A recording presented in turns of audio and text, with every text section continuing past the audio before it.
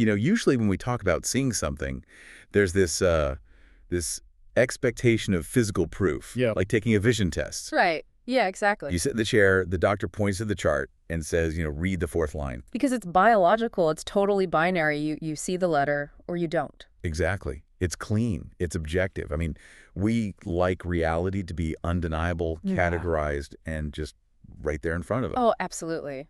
We crave that certainty. But then you step into the world of 15th and 16th century Netherlandish art, and suddenly that whole eye chart concept just shatters. It really does. Completely. Because in today's deep dive into our sources, we're exploring a visual landscape that was fundamentally designed to make you question if your physical eyes are even telling you the truth. Which is such a wild concept for the time. It is. And our mission today, especially for those of you who are maybe entirely new to this specific era of our history, is to explain everything completely. We're not skipping any of the complex stuff. No stone left unturned. Right. We want to demystify how these artists used paint, not just to show a pretty scene, but to literally alter the viewer's spiritual perception. And that brings us to the central paradox of this whole era. Yes, let's get into that. How do you use purely physical, incredibly dense material things like sticky oil paint, crushed lapis lazuli? Highly detailed depictions of rich velvet fabric. Exactly. The exact sheen of a pearl, the microscopic veins of a leaf. How do you use the most material stuff on Earth to make someone see the invisible, immaterial, divine realm? It's the ultimate contradiction of the Northern Renaissance. I mean, it's what makes it so fascinating. So make it make sense for us. Where do we even start with this? Well, to understand the tension there, you really have to place yourself in the streets of the 14th and 15th century Netherlands. Okay, set the scene for us. You're dealing with the rise of a crucial cultural shift called the Devotio Moderna, the modern devotion. Modern devotion. Okay, so for a beginner, what exactly was that? Right. So before this cultural earthquake, the assumption was that a deep, profound connection with the divine required total withdrawal from society. Becoming a monk. Exactly. You had to physically lock yourself away from the secular world in a monastery. You took vows, you wore a habit, you chanted the liturgy at, 3 in the morning. Right, highly specialized, highly isolated. Yes, but the Devotio Moderna shattered that monopoly. It was a massive push for intense inner piety, for daily, quiet meditation, and a return to basic gospel values. But not by monks. Exactly. Practiced by educated lay people. We're talking about merchants, bankers, scholars, regular citizens. So if I'm understanding this right, it's essentially taking the psychological rigor of the cloister and bringing it right into a comfortable townhouse in Bruges. That's a perfect analogy. Like, yeah. you don't have to wear a hair shirt in a cave. You can be running a profitable textile business, but you are still expected to cultivate this intense, almost monastic inner life. Precisely. It was kind of like a medieval mindfulness or self-help movement, but obviously with huge theological stakes. So what was the goal? Like, what were they trying to achieve with all this mindfulness? The ultimate goal of this movement was something called the Visio Dei. The Visio Dei. Yeah. Meaning the vision of God. Yes, the vision of God. Now, the theology of the Visio Dei is a two-way street. What do you mean by two-way? Well, on one hand, it encompasses the ubiquitous, sometimes, terrifying belief that God is seeing everything you do at all times. Right. The omniscient eye. Right. But on the other hand, it also represents the ultimate human goal, which is humanity finally seeing God. Like a direct face-to-face encounter. Exactly. It's the promise of that encounter with the divine that humanity supposedly lost after the expulsion from Eden. Okay, but you can't just close your eyes and immediately manifest the divine. Yeah. Right, especially if your day job involves haggling over the price of alum wool. Right. No, you definitely can't. There had to be a methodology. Okay, so walk us through that methodology. How did a normal person actually do this? There was a highly structured process. One of the great mystic authors of this movement, Jan van Ruysbroek, laid out the path. Ruysbroek. Got it. What was his path? Building heavily on the Neoplatonic writings of St. Augustine, Ruysbroek defined 3 distinct stages of vision that a devoted person must climb. Think of it as an epistemological ladder. A ladder. Okay, what's the first rung? The first rung is the active life. This corresponds to what he called natural or corporeal vision. Corporeal meaning physical. Yes. Simply seeing the physical world, the material reality, with your biological eyes. So back to the eye chart analogy. The physical reality, the chair, the doctor, the wall. Exactly. The physical reality, just normal seeing. Then the second rung is the life of desiring God, which corresponds to supernatural or spiritual vision. Okay, so how does that differ from the first rung?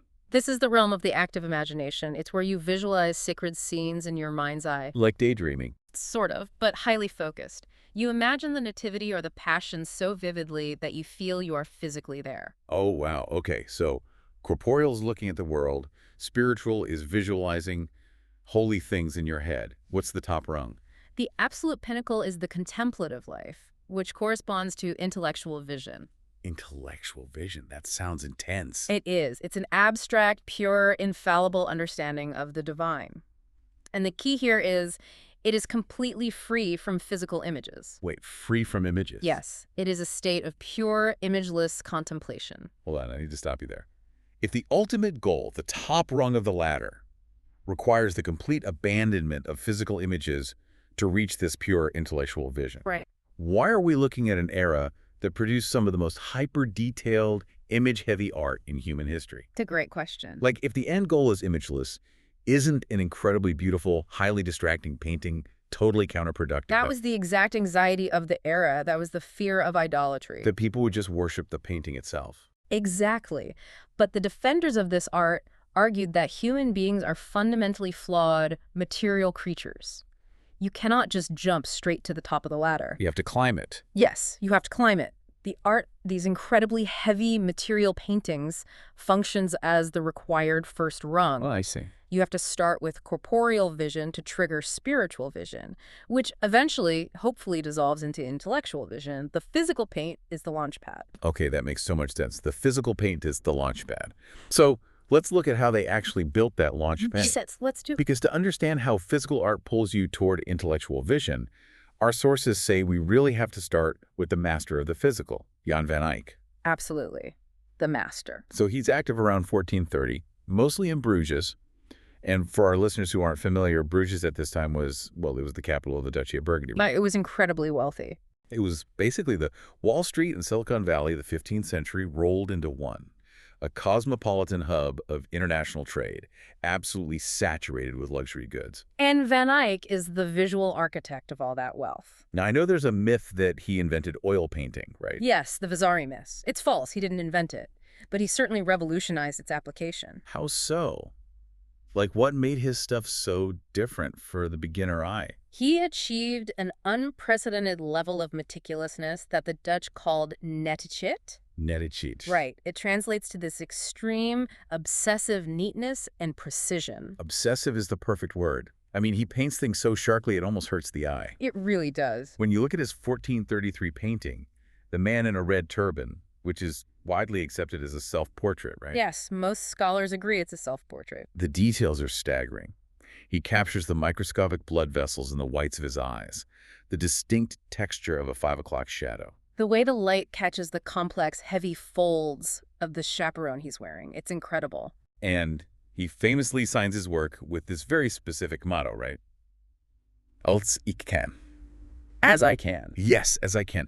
It's a brilliant piece of branding because it operates on two totally different levels. Okay, unpack that for us. On the surface, it reads as profound modesty. You know, I am just a humble craftsman doing the best I can with the meager skills God gave me. Right, very pious. But given his unparalleled mastery, it actually functions as a massive, almost arrogant assertion of his technical virtuosity. Huge difference. A massive flex. It basically means I paint exactly as I intend to, perfectly, as only I can. Wow.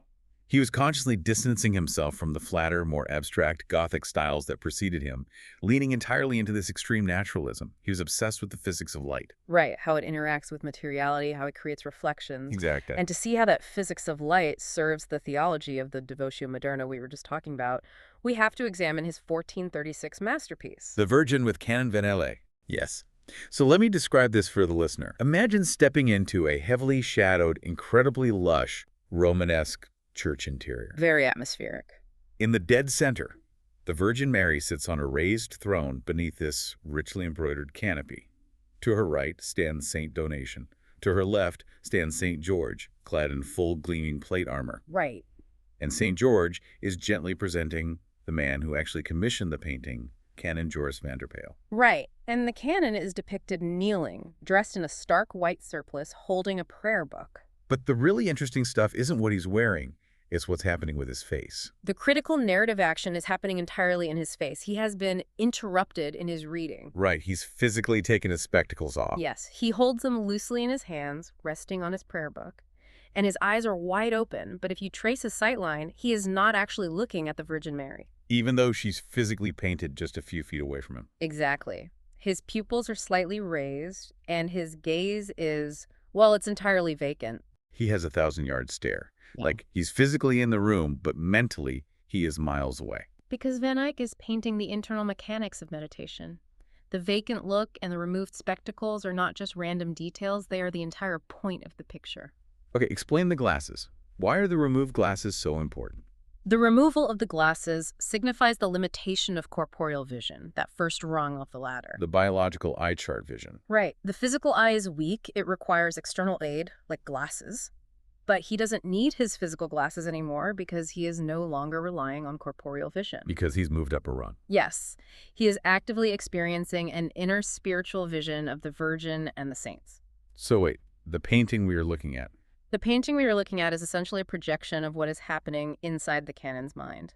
Van Eyck has literally created a visual vocabulary to document an internal psychological state. That is mind-blowing. And Van Eyck creates this incredible, almost trippy threshold between the physical reality of the canon and the projected reality of the vision. He really does. Like, look at St. George, the figure acting as the intermediary between the real guy and the vision. Van Eyck grounds the sacred vision of the physical world with this astonishing detail. St. George's heavy, armored foot is physically stepping on the hem of the canon's white linen robe. Yes. And the armor casts a distinct physical shadow on the fabric. The sacred is literally treading upon the profane. It's so visceral. It's a complete interception of realms, and Van Eyck uses the intense materiality of the armor to pull the viewer deeper into that exact intersection. Which brings us to the famous Easter egg in this painting. Oh, this is the best part. So if you physically lean in, and if you use a literal magnifying glass on the actual panel, you look at the reflection on St. George's shiny armor. Specifically, the convex curve of the pauldron behind his shoulder. Right. Reflected in that microscopic space is the image of a man wearing a red turban, standing at an easel, holding a paintbrush. That's Van Eyck. It's Van Eyck. He painted a curved, distorted self-portrait into the metal that is smaller than a coin. It's an unbelievable technical achievement. It is, but okay, I have to push back here. I have to challenge the theology. Go for it. If the goal of the canon's meditation is to move past physical images to reach a pure intellectual vision, Yeah. why is Van Eyck painting an incredibly distracting, self-aggrandizing reflection of himself? Right.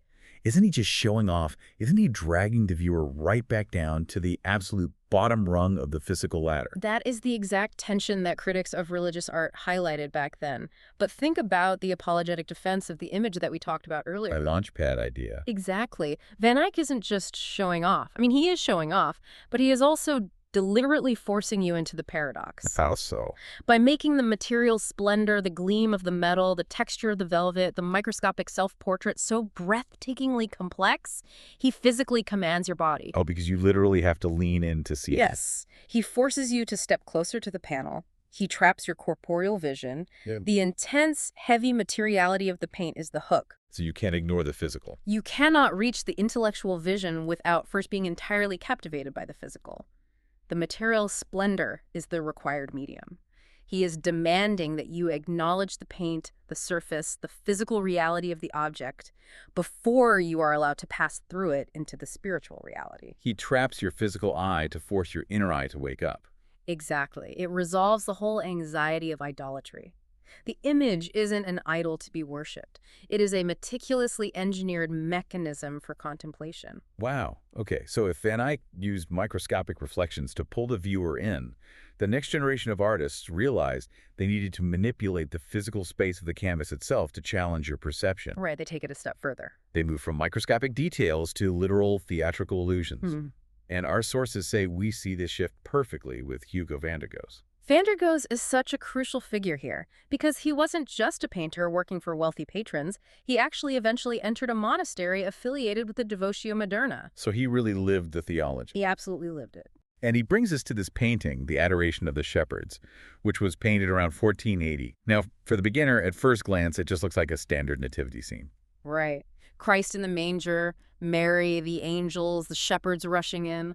But flanking this central scene, standing on the extreme left and right edges of the painting, are two life-size, heavily bearded men. And what are they doing? They are physically grabbing a thick green curtain and pulling it open on a brass rod. But, and this is the crazy part, the curtain isn't real. Right. It's not a real piece of fabric hanging over the wood. No, it's an optical illusion, a trompe-l'oeil. The curtain and the rod are painted to look as if they exist in the real physical room with you, hanging in front of the actual canvas. It creates a violent rupture in the viewing experience. How so? Well, you have the ergon, the central work, the sacred narrative of the Nativity, Yeah. and then you have the paragon. Okay, pause. Define paragon for us. Sure. The paragon is the framing device, what is around or outside the work, the physical boundary. Okay, so the frame, the edges. Right. Van der Goes has turned the paragon into an active participant. By painting figures who exist in our physical space interacting with a curtain that supposedly covers the sacred space, he creates an undeniable threshold. So he's playing this aggressive game with our perception of what Well- constitutes reality and what constitutes vision. He is. And there is a deep, specific theology driving this theatricality. Where does that theology come from? It connects directly back to the writings of Gerard Groot, who is basically the founding father of the Devotio Moderna. Okay, what did Groot say? Groot wrestled constantly with how human beings could possibly comprehend the divine without being literally destroyed by it. Right, because God is supposedly overwhelming. Exactly. So he theorized that we progress toward God through semi-transparent veils. He used the Latin word venubula. Venubile. Yes. These veils mitigate the blinding glory of the celestial forms, allowing our weak human minds to discern them safely. Oh, that's fascinating. So, the material image, the painting itself, is a venubula. Van der Goes simply literalizes the metaphor. He literally paints the veil being drawn back. By the active process of looking at it. Exactly. And the men pulling the curtain aren't just random stagehands either, right? Yeah, not at all. They are the Old Testament prophets, Isaiah and Habakkuk. And the way Van der Goes places them is so deliberate. They are painted in this massive, heavy, intensely realistic style. And they stand in front of the curtain in our physical historical time. Because theologically, the Old Testament was viewed as the dense, historical, physical precursor that announced the spiritual reality of the New Testament. Right, they're the heavy material prophecies actively opening the way to the bright spiritual fulfillment of Christ in the background. They are literally pulling back the veil of history. But Van der Goes still operates in the Netherlandish tradition, which means he can't resist injecting spectacular, hyper-realistic natural detail. Oh, the naturalism is still everywhere. Even with this high-minded threshold theology happening, if you look at the very bottom edge of the painting, like protruding into our physical space, he has painted a scattered arrangement of incredibly beautiful, highly specific flowers. And this is what art historians call selective naturalism. Meaning he didn't just paint random weeds. Right. Every detail is completely subordinate to the theology. Because if you were to walk into the actual monastic hospital, the pharmacy where this painting was likely viewed, you would find these exact plants. Yes, they were real medicinal plants. He paints black nightshade. In the 15th century apothecary, nightshade was used to treat extreme melancholy and depression. Wow. So by placing it at the threshold of the Nativity, he is making a theological statement that the arrival of Christ is the ultimate cure for the world's despair. That's brilliant. And right next to it, he paints speedwell, a plant also known as veronica. The monks use veronica as a physical medicine to treat diseases of the eye. And its placement there is entirely deliberate. It is offered to the viewer as symbolic medicine to clarify our spiritual vision. So it reinforces the action of the prophets pulling back the veil. Exactly. The painting is literally providing the remedy required to view it properly. It's a painting prescribing its own treatment. That is so cool. And this highlights a word that our sources say is absolutely vital for understanding how an educated 15th century audience interacted with these works. Exegesis. Exegesis, yes. Yeah. It's a huge concept. Define exegesis clearly for the beginner. Right. What does it actually mean in this context? Sure. So exegesis is traditionally the critical explanation or interpretation of a text, usually scripture. You read a Bible verse and you unpack its deep hidden meaning. Okay. But in this specific visual culture, exegesis meant that the painting was never just a static illustration. It wasn't a picture book for the illiterate. It wasn't just, here's what Jesus looked like. Exactly. Visual exegesis means the painting is an active, interpretive essay. It is revealing the deeper, hidden spiritual architecture beneath the literal narrative. The painters were essentially writing theology with their brushes. They viewed themselves as visual theologians. They referred to this practice as zoographia, living writing. Living writing. Yes, the image isn't a dead object hanging on a wall. It is a living mechanism designed to alter the soul of the viewer. Because, I mean, the curtain, the prophets standing in our physical space, the specific medicinal flowers, none of those things were present at the historical nativity in Bethlehem. Obviously not. The painter's writing an intricate theological treatise on top of the biblical narrative. Exactly. The painting doesn't just show you the nativity, it trains you on how to perceive the divine mysteries. Okay, so we've seen how these large public altarpieces manipulated space to draw the viewer in. But the true engine of the Devotio Moderna wasn't always public, right? No, it was often intensely private. So how did a regular person, like a wealthy merchant or a noblewoman, actually use these tools in their own home during morning prayers? Because we see a massive shift toward highly personal, portable objects of devotion. The privatization of piety completely transformed the art market. Suddenly, we see an explosion in the production of books of hours and personal diptychs. Right. These weren't meant to be seen from 50 feet away in a nave. They were meant to be held in the hands, literally inches from the face. So let's look at the mechanics of how you'd read these objects. There's a famous miniature illumination inside the Book of Hours of Mary of Burgundy, created around 1475. It's a stunning piece. It is this complex picture within a picture. Let me set it up. In the immediate foreground, we see Mary of Burgundy herself. She is seated in a somewhat dim, shadowed, private oratory. Right. She's holding her physical Book of Hours, her finger keeping her place on the page, and she has her little lapdog next to her. It's a very grounded physical scene. Very domestic. But directly in front of her is a large, open window. And looking through the stone tracery of that window, we see the interior of a massive, brightly lit Gothic cathedral. And who is inside? Standing before the high altar inside that cathedral, accompanied by her ladies-in-waiting, is Mary of Burgundy again. She is painted twice in the exact same image. Yes. So what is going on there? This spatial doubling is a brilliant literal map of the meditative process we discussed earlier. The latter. The latter. The Mary seated in the foreground is firmly in the physical world, engaging in the active life, that first rung of corporeal vision. Because she's holding the material object, the book. Exactly. The physical act of reading the text triggers the manifestation through the window. The window frame serves as the venubula, the threshold veil we talked about. Right. And the scene inside the luminous cathedral is her spiritual vision. The second rung.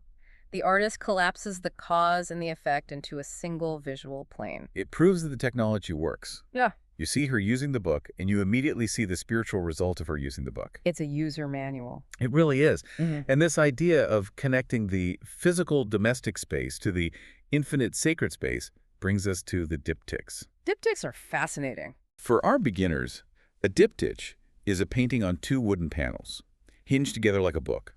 You can set it up on a table, you can close it to protect the art, you can pack it in a trunk when you travel. They were intimately scaled, highly interactive objects. They demanded physical manipulation. You had to open them. Right.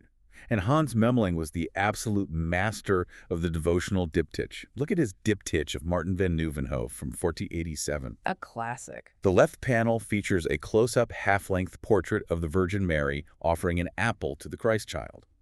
The right panel is a portrait of Martin, the wealthy patrician who commissioned the piece, kneeling with his hands clasped in prayer. Right, so they are physically separated by the hinge? Exactly. The panels are separated by the physical hinge. But Memling does something incredibly sophisticated with the background. Behind the Virgin Mary, mounted on the back wall, is a convex mirror. Ah, the mirror. And if you look closely at the reflection in that mirror, you don't just see the back of the Virgin's head.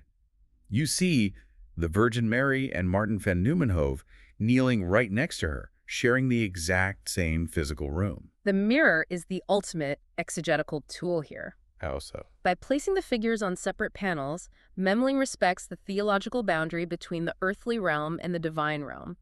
Martin is not presumptuous enough to physically occupy the exact same painted space as the Mother of God. Right, he stays in his lane. Exactly. But the convex mirror subverts that physical boundary. It proves that their union, while not corporeal, is absolute and real on a spiritual level. Wow. The mirror reflects the internal state of Martin's soul, which has successfully achieved the Visio Dei and is currently cohabitating with the divine. So the obsession with optics and reflections, like Van Eyck's armor and Memling's mirror, isn't just about painting shiny things. It's literally the only way to visualize a theological paradox. It's problem solving through paint. And there's another fascinating dimension to these private portraits, and that is the raw economics of salvation. Oh, the indulgences. Yes. Let's look at Petrus Christus and his painting, the Exeter Madonna, from around 1450. It was commissioned by a Carthusian monk named Jan Vus.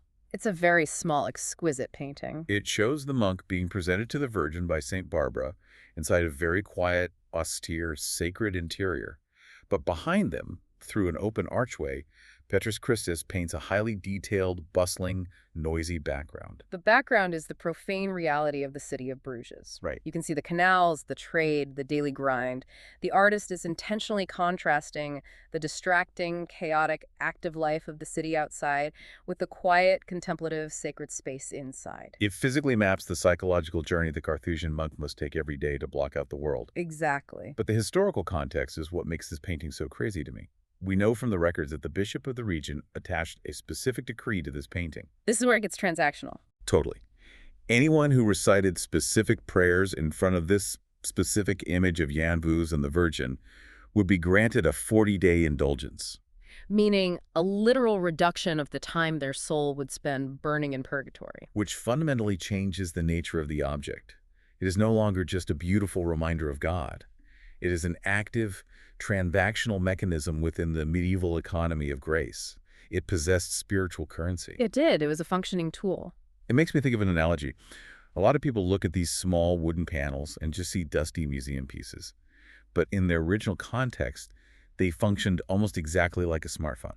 Like a smartphone. How do you mean? Think about the mechanics of it. A smartphone is a small, highly personal, expensive device that you carry with you everywhere. In its dormant state, it's just a piece of glass and metal. Sure. But when you actively engage with it, when you swipe, tap, or in the case of the diptych, when you open the hinge and recite the prayer, that physical action connects you to a massive, invisible, omnipresent network. Ah, I see where you're going. The painting is an interface. It demands user participation. You can't just passively glance at it. You have to operate it. Yeah. And if you operate it correctly, utilizing the right passwords, the prayers, you get a tangible reward. A 40-day indulgence. Exactly. A literal ping from the divine network confirming that a transaction has taken place and your soul's balance has been updated. It's an interesting modern framing, but we should probably be careful not to reduce it entirely to a transactional device. Fair enough. Push back on that. The theology runs deeper than just a cosmic vending machine. I would say it's less like a smartphone and maybe more like an early concept of cybernetics. Cybernetics. Yeah, in the sense that it was viewed as a literal extension of the user's soul. The object didn't just connect you to the network. The object trained your mind to perceive the network without the object. Okay, that's a great distinction. But you are absolutely correct that interactivity was the defining feature. These were technologies of the spirit. Okay, so we've seen how art can pull you through a threshold, cure your corporeal vision with symbolic medicine, and act as an interactive interface. Right. But as we move into the 16th century, the cultural landscape begins to fracture, and the metaphor of vision stops being subtle. It becomes incredibly violently literal. This is where the highly abstract intellectual theology truly takes over the canvas, sometimes completely at the expense of traditional narrative. We have to look at Jan van Provost's Sacred Allegory, painted somewhere between 1500 and 1510. This one is wild. If you walk up to this panel, the very first thing that hits you is a massive, disembodied human eye. It takes up the entire center of the composition. Just staring right at you. Just a giant eye floating above a landscape. It is jarring, surreal, and almost modern in its strangeness, like a Magritte painting or something. It is deeply unsettling, but it is a direct visualization of Jan van Rysbrood's theology. Read Brooke again, the latter guy. The latter guy.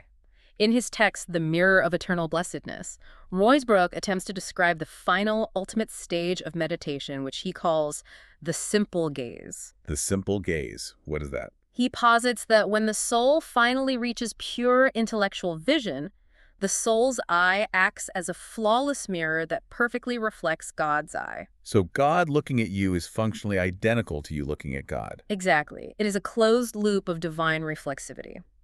Provost isn't painting an anatomical study, he's painting a theological loop. And he deliberately alters the anatomy to make the theology work, right? It does. Because if you look closely at the giant eye, it's not shaped like a real human eye.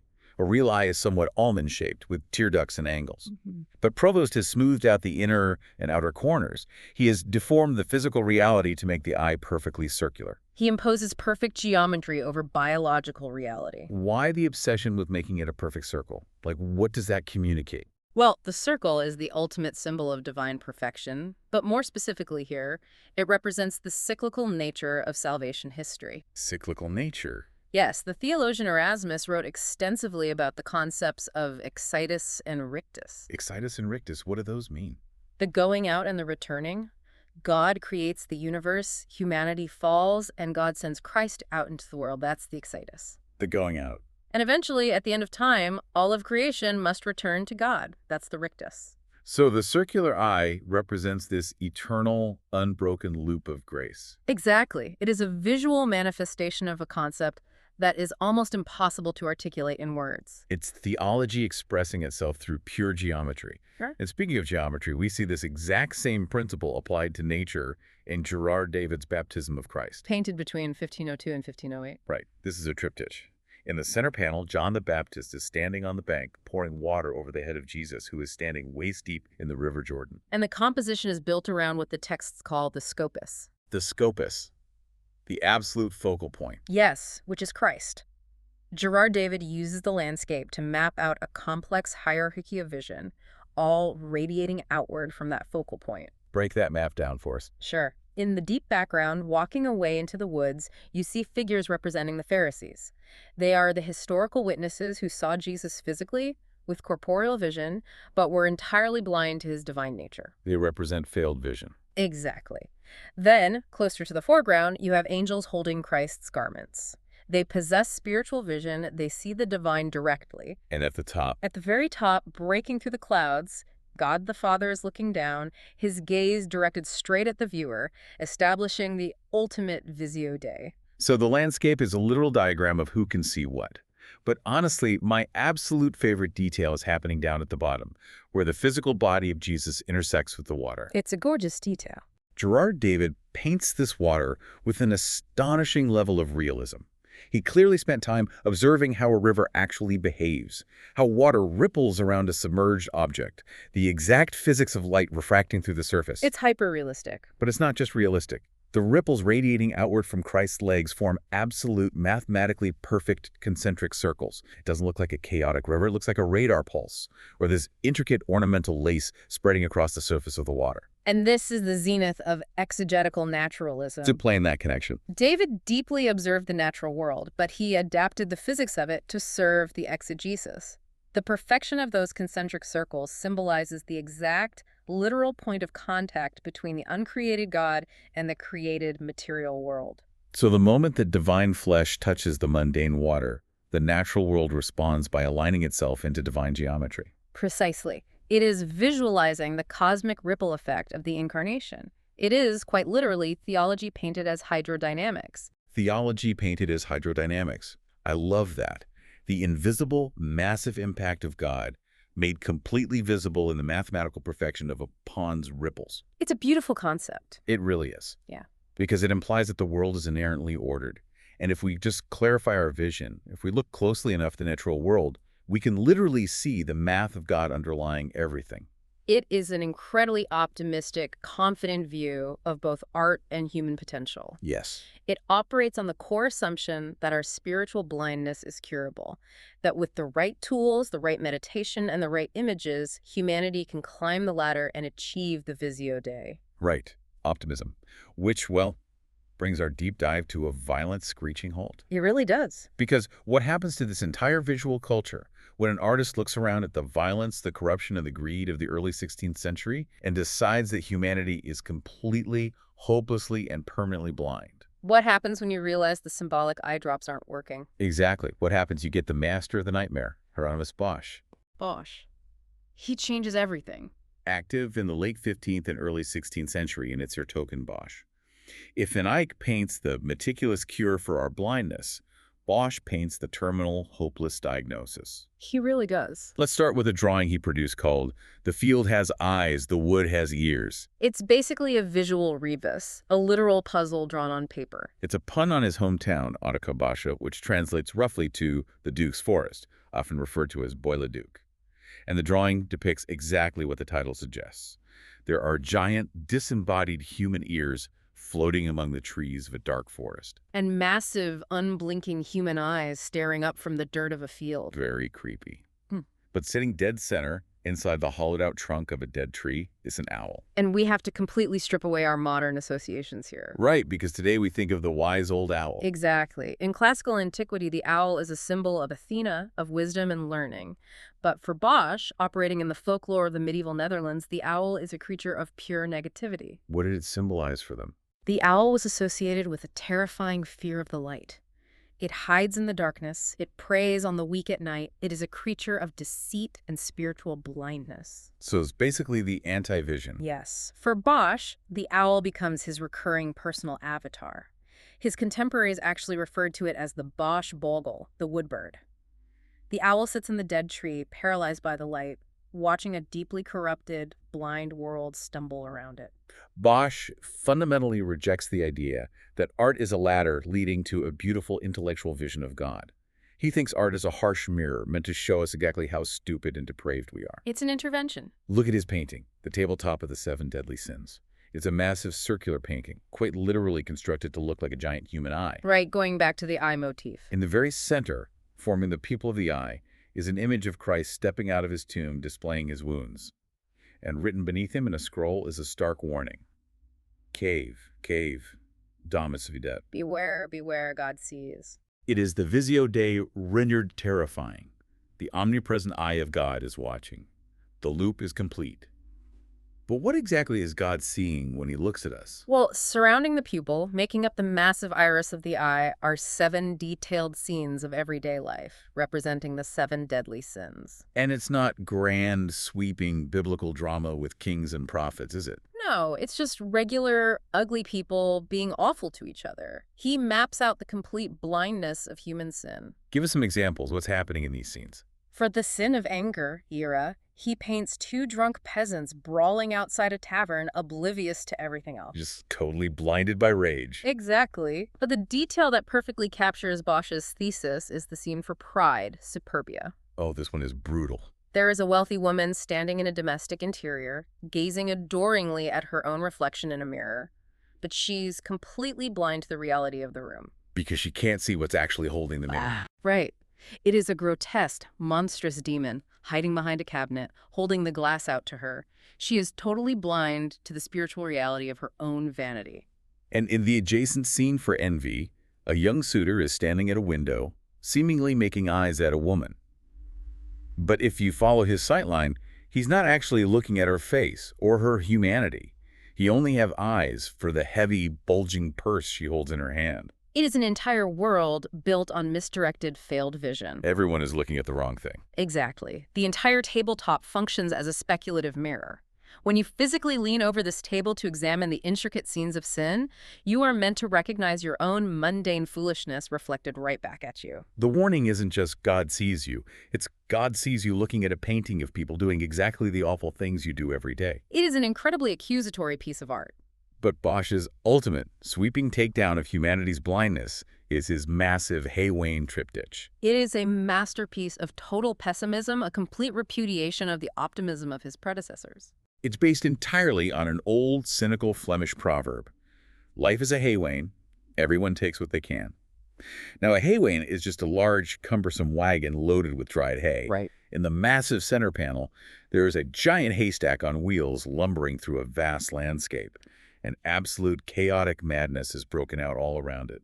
The entire spectrum of 16th century society Peasants, soldiers, monks, nuns, even the Holy Roman Emperor and the Pope on horseback are desperately fighting, trampling each other, slitting each other's throats, just to grab a single handful of hay. Because the hay represents temporary, meaningless, earthly goods, wealth, status, lust, power. This is entirely ephemeral. It withers and turns to dust, just like dried grass, and humanity is willing to literally damn itself for it. And while they're murdering each other for dead grass, what is happening at the very top of the hay wain? Yeah, Christ is hovering in the sky above them, displaying his wounds, and literally not a single person in the teeming crowd is looking up at him. They are entirely, hopelessly blind to salvation. And on top of the hay itself, a young, wealthy couple is making music and flirting. Next to them, an angel kneels in prayer, desperately trying to intercede for their souls. But on the other side of them is a blue demon, also playing a musical instrument, a kind of flute or trumpet. And this is where linguistic puns merge with visual exegesis. How so? What's the pun? The blue demon is playing a trumpet. In Middle Dutch, the word is trompen. But trompen carries a powerful double meaning. It means to play the trumpet, but it also translates directly to deceive or to cheat. Oh, wow. The demon's music is the literal sound of deception. It is an auditory illusion designed to distract the couple from the praying angel beside them and the Christ above them. It's a symphony of blindness. Everyone is marching inexorably toward the right panel, which depicts a horrific, industrialized vision of hell, and they don't even realize it because they are too busy staring at the hay. The Visio Dei has utterly failed. But Bosch does offer one tiny, incredibly fragile sliver of hope. He does.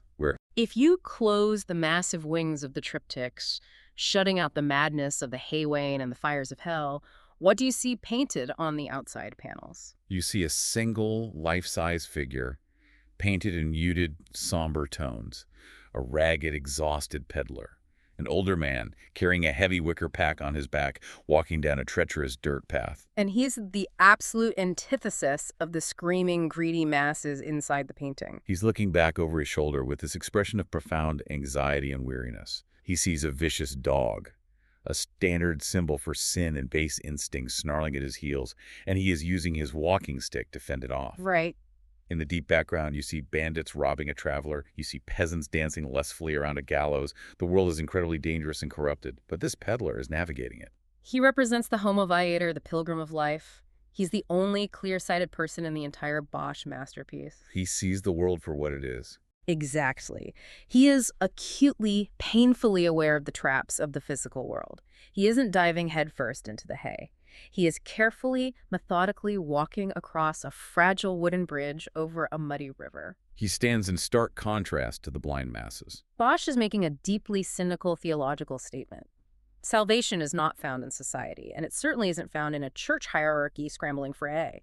Salvation is a lonely, paranoid, vigilant walk through a fundamentally corrupted world. So if Van Eyck cures us with microscopic reflections, and Bosch diagnoses us as hopelessly blind fools chasing hay, where does the culture go from there? That's the million-dollar question. We enter the mid-16th century, and a new artist takes this theme of deception, this anxiety about our inability to see the truth, and hides it within the very invention of the landscape painting itself. The artist is Hieronymus Bosch. He is a fascinating transitional figure. How does he transition things? Well, he is heavily influenced by the nightmare visions of Bosch, but he takes the conversation about vision and exegesis in a totally new direction, paving the way for the pure landscapes of artists like Bruegel. First of all, we have to talk about his signature. Because just like Bosch had his owl avatar, Bosch actually used a tiny owl as his literal signature. He would hide a microscopic owl somewhere deep within the foliage or the rocks of his landscapes. Karel van Mander, a highly influential art historian of the period, wrote that Bosch was widely known across Europe as the master of the owl. And this wasn't just a quirky trademark or an early version of a copyright, was it? No, hiding the owl was a deliberate mechanical choice that forced viewers to physically change how they interacted with the painting.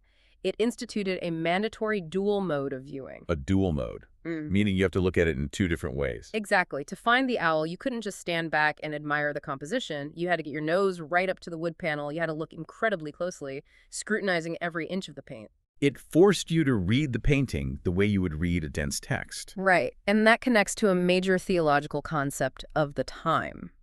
the book of nature. The book of nature. Break that down for us. The prevailing idea was that God authored two books. He wrote the Bible, the book of scripture, and he wrote the physical universe, the book of nature. Viewers were expected to read the natural world exactly as they read scripture. Looking for hidden spiritual meanings, allegories, and moral lessons in every single leaf, river, and rock. Yes. And engaging with the book of nature required two different optical tools, metaphorically speaking. First, you need the telescope. Telescope. You stand back to take in the vast Weltlandschaft, the world landscape. Bless painted these sweeping, impossible panoramic views that combine towering, jagged mountains, deep river valleys, and sprawling coastal cities all in one frame. That's the telescope view, the macrocosm. Okay. And the second tool? The magnifying glass. You lean in to hunt for the microscopic spiritual details, the owl, the tiny figures. This dual viewing shifting constantly between the macro and the micro represents the theological belief that God's presence is simultaneously orchestrating the massive cosmos and hiding within the smallest iota of creation. It turns the painting into a theological obstacle course. It really does. Let's look at how he executes this in the Tondo of the Earthly Paradise. A tondo is simply a circular painting. It depicts the Garden of Eden. And at first glance with a telescope, it perfectly maps onto the chronological days of Genesis. Right, it looks very traditional. There's a painted border representing the separation of waters on the second day. You see the lush plants created on the third day, the animals on the sixth. It looks like a beautifully rendered, standard illustration of the creation myth. But then you step closer. You take out the magnifying glass. And that is when you find the severe theological anomalies. Right, the anomalies that break the literal narrative. For example, in the center of the garden, where you expect to see God the Father looking benevolent and creating Adam, God is depicted wearing a highly unusual crown topped with a prominent crescent moon. Very strange. Very unusual for the time. And right next to the beautiful, ornate fountain of life, in the dead center of Eden, Bless has painted a freshly plowed, muddy field. And a plowed field inside the Garden of Eden makes absolutely no sense, chronologically or theologically, if you were reading it literally. Why not?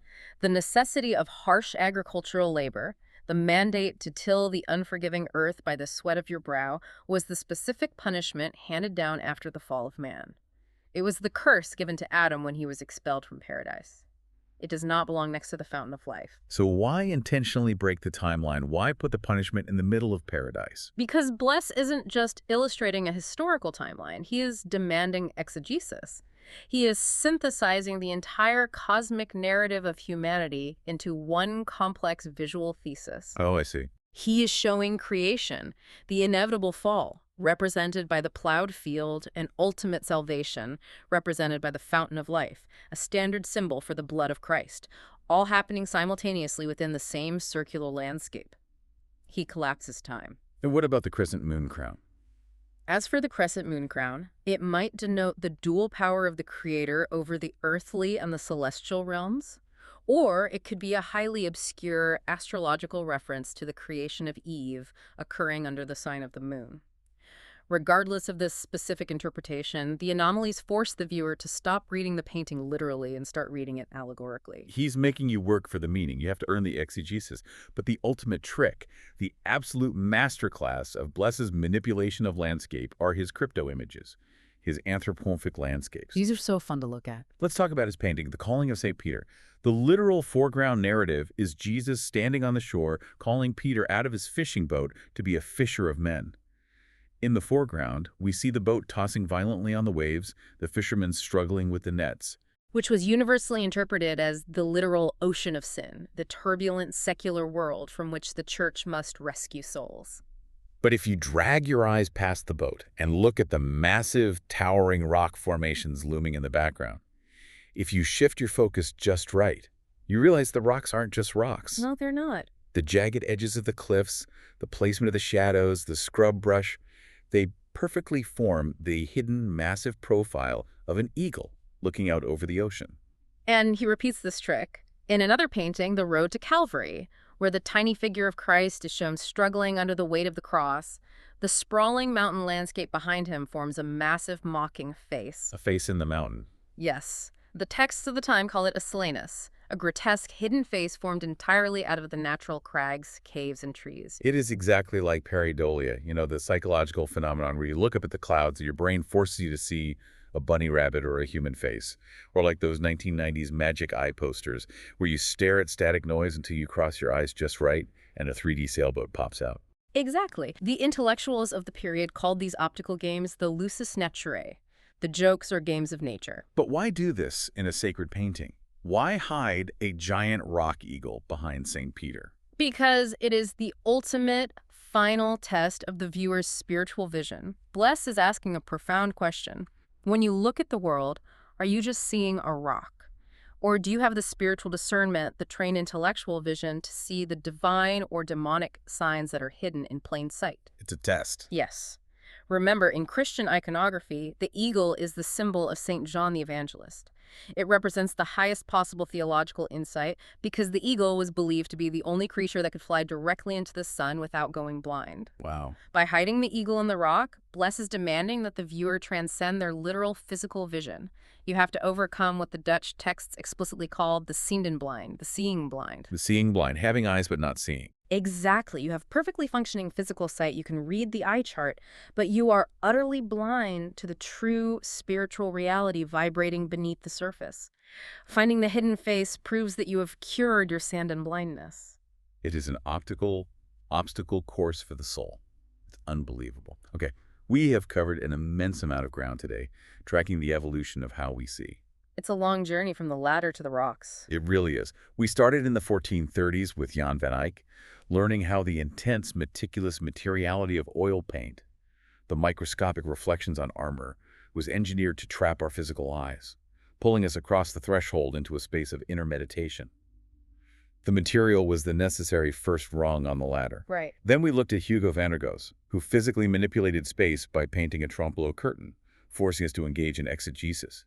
Reading the image as living writing, complete with symbolic medicinal flowers to cure our vision. And then we moved into the domestic sphere, exploring how personal books of hours and mirrored diptychs functioned as interactive, cybernetic extensions of the soul, literally connecting the merchant's townhouse to the divine network through the mechanics of prayer and indulgence. Then we saw the theology become starkly, mathematically literal, with Van Provost's giant, cyclical floating eye, and Gerard David's divine ripples, where theology became hydrodynamics. Such a great phrase. And then the optimism collapsed. Bosch crashed the party, diagnosing humanity as a mob of desperately blind fools chasing a haywain, utterly oblivious to the divine reality watching us from the pupil of a giant eye. Right, the terminal diagnosis. And finally, Hieronymus Bosch, who synthesized all of this anxiety by turning the very invention of landscape painting into a puzzle, forcing us to use a magnifying glass to find hidden eagles in the rocks, proving we are no longer seen and blind. Which shows that the art of this era wasn't just something pretty to hang on a wall to show off your wealth. It was a complex, rigorous machine designed to teach you how to see. It was a training ground for the intellect and the spirit. And I want to leave you, the listener, with a final thought to mull over, extending this 15th century problem into our own reality. I think this is so relevant today. These artists, and the theologians behind them, believed that staring deeply, intensely, and slowly at a single, meticulously crafted image could cure spiritual blindness. They believed a single image could unlock a higher intellectual vision of reality. Right. Today, you and I consume thousands of hyper-realistic images every single day. We scroll past them in fractions of a second. We stare at them with a literal glowing magnifying glass held constantly in the palms of our hands. It's a smartphone. So the question we have to ask ourselves is this. Are our modern screens acting as windows to a higher intellectual understanding like the diptychs of old? Or are they just digital haywains distracting us with an endless chaotic stream of surface-level illusions, making us fight over temporary outrage and ephemeral status, while we remain, as the Flemish put it, entirely ziendenblind? That is a phenomenal question. Are we looking at a window or are we just chasing the hay? Oof. A digital haywain. That is going to fundamentally change how I look at my phone tomorrow morning. Remember, the next time you take an eye test, reading the bottom line might just mean your biology works. It doesn't mean you're actually seeing anything.